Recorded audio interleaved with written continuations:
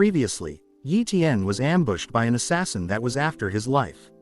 This assassin has the ability to turn invisible and attack his oblivious victim. His name was Li Kun, an assassin that has novice shadow talent. After surviving the assassin's ambush, Ye Tian finally saw the appearance of his assailant. Hearing that Li Kun was aiming for his life, he was confused as to who could have sent this assassin. There's only one person in mind, and that was Mo Xiaobei, but why? Mo Xiaobei has broken through the warrior realm, and he could have easily dealt with Ye Tian with his newfound strength, so sending someone to deal with him was unnecessary. Seeing that Ye Tian was dazed, lost in his thoughts, Li Kun dashed toward Ye Tian. He managed to get into Ye Tian's blind spot in an instant, but Ye Tian was no pushover. He quickly turned around and blocked the attack with his sword, but as he received the attack, Li Kun suddenly disappeared with his talent. He then reappeared behind Ye Tian, slashing his dagger. Ye Tian managed to detect him and immediately dodged the attack with his speed talent.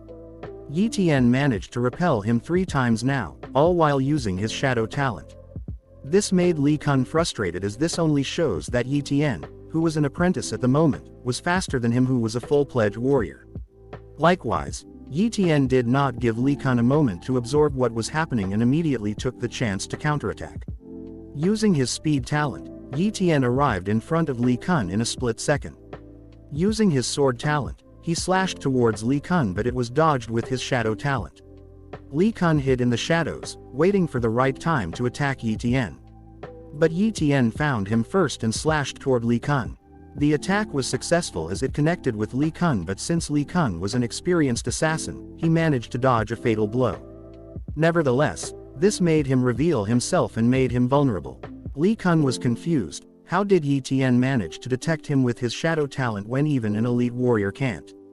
There was this term called bargain secret, and in return for that secret, Ye Tian asked for the name of who sent him.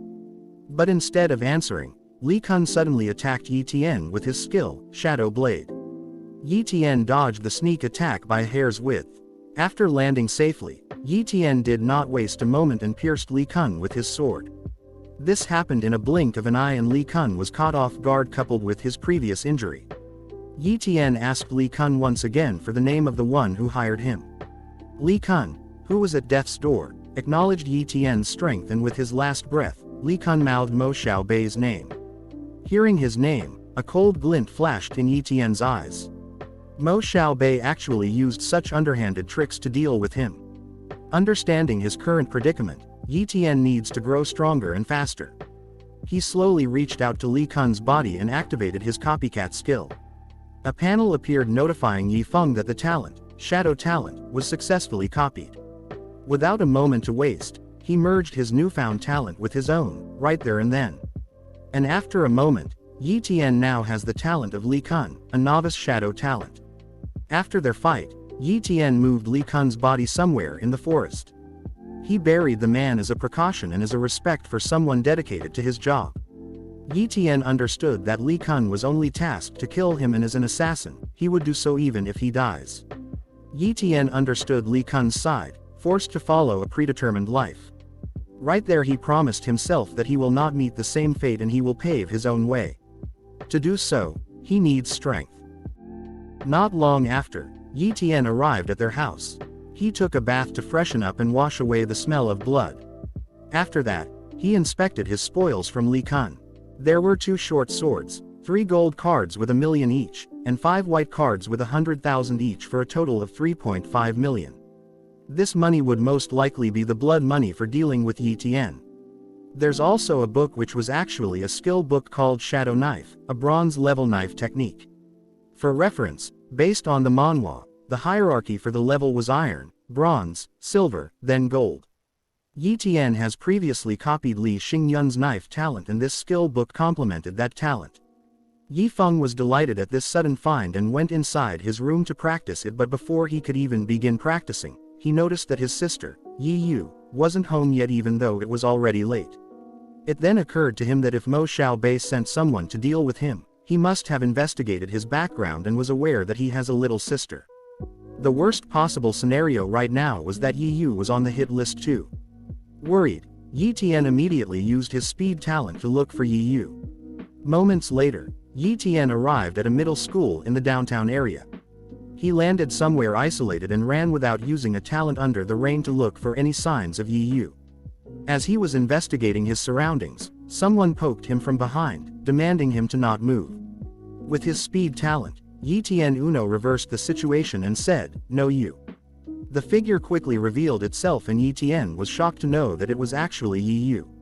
Ye Tian then scolded Yi Yu for being so late, and as for Yi Yu's defense, he was on cleaning duty today so she can't help but be late. The two were happily conversing with each other as Ye Tian's worries faded away. But unknown to them, someone inside a car nearby was watching their interaction. It was Mo Xiaobei, and he was wondering how could Ye Tian be still alive after he sent a shadow assassin after him. On the other hand, Ye Tian and Yi Yu went on their way back to their apartment. Along the way, Ye Tian felt that they were being followed, and his suspicion was confirmed once they arrived at their apartment. Nothing happened that night, but Ye Tian decided to watch after Yi Yu for the succeeding days. On the third morning, while Yi Yu was in class, Ye Tian can still spot the same car in Yi Yu's school parking lot. It has been 3 days since he found out that a suspicious car was following them, and he was secretly watching Yi Yu in the car day in, day out. However, the car left earlier today.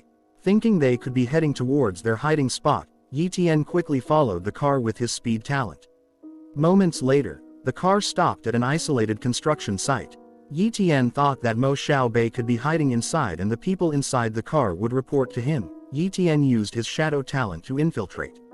Inside, Mo Xiaobei's men were beating up someone who owed him money. Suddenly, his yellow-haired henchman entered the room. Mo Xiaobei immediately asked him about the shadow assassin they sent after Ye Tian. It has been 3 days now and they lost contact with the assassin while Ye Tian was still up and kicking.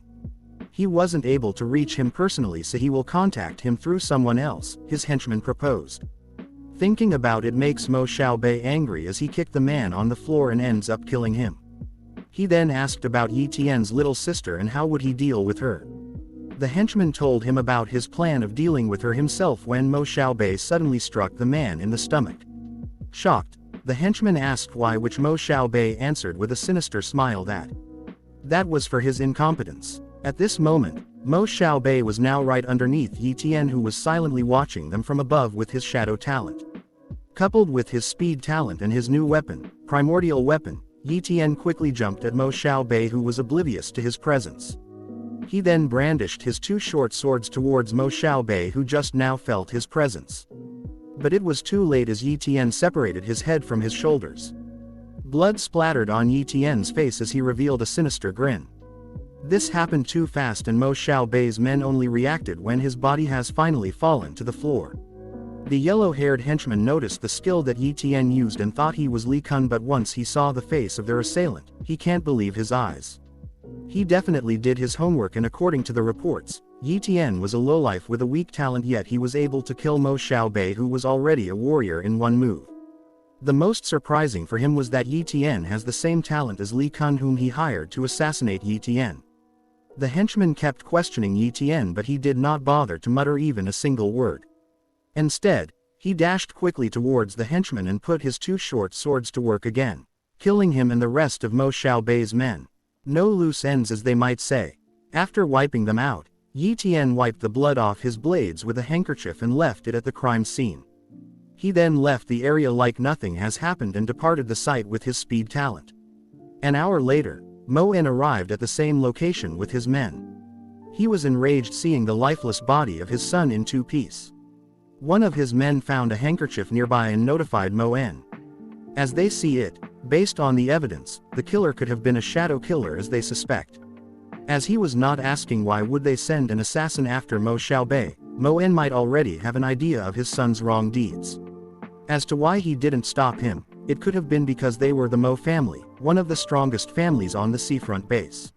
Suddenly, an old man entered the premise. They addressed the old man as Old Mo. His name was Mo Zhongqing, the great elder of the wealthy Mo family. He was also the only great warrior in the Mo family.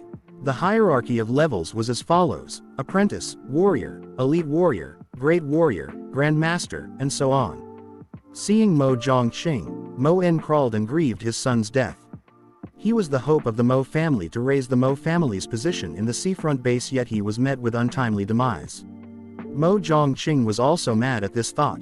Mo En then begged him to avenge Mo Xiaobei's death and handed him the only evidence they got, the handkerchief. Mo Zhongqing already has a suspicion in mind of who could have sent this shadow killer, as they have a grudge against the Mo family. Mo Zhongqing lifted the handkerchief against the moonlight and he saw a symbol that narrowed his suspicion: iron teeth. The next day, Zhang Bao was informing Ye Tian about the current news about the Mo family. He said that the Mo family's grand elder suspects that there are families in the seafront base who were colluding with the Iron Fang base. As of the recent accident, they suspect that the Iron Fang base was planning to kill their young generation's elite and then swallow the seafront base, as the Iron Fang base was stronger. They were also the main suspects in chopping off Mo Xiaobei's head, Zhang Bao said. Hearing this current news, Ye Tian heaved a sigh of relief, as it seems that no one suspects him at all, considering that he had a beef with Mo Xiaobei at the recent trials. The next day, Ye Tian woke up at 4 a.m. in the morning. He changed his clothes, picked up his bag, and slowly approached the door. A call was heard from behind him. It seems like he has woken up his little sister after all. Yi Yu asked him where he was headed this early.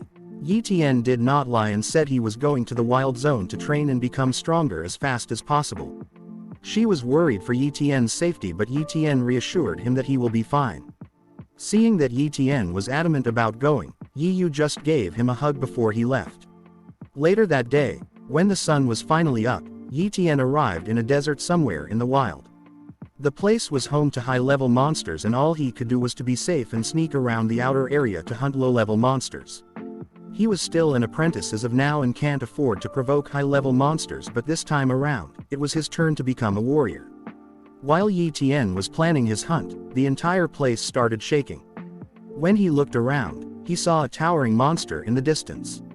He focused his attention towards the monster and a system window popped up. The monster was called Armored Ox. It has a weak bloodline talent and a low defense talent. While Ye Tian was inspecting the ox, he then noticed that it was charging toward him. He did not back down and faced the charging ox. He jumped towards it and recalled his two short swords. He then slashed down toward the ox head but was stopped by a strong force shield. This was the Armored Ox's low defense talent. Ye Tian admired the shield but was suddenly thrown away, crashing into a nearby boulder. This did not dishearten Ye Tian, as he vowed to the ox and to himself that he will make that talent his own, as he stood up and charged at the Armored Ox once more. Thank you for watching. Like if you want to see another part of this series. Subscribe for more videos like this. And I'll see you in the next video. Have a nice day.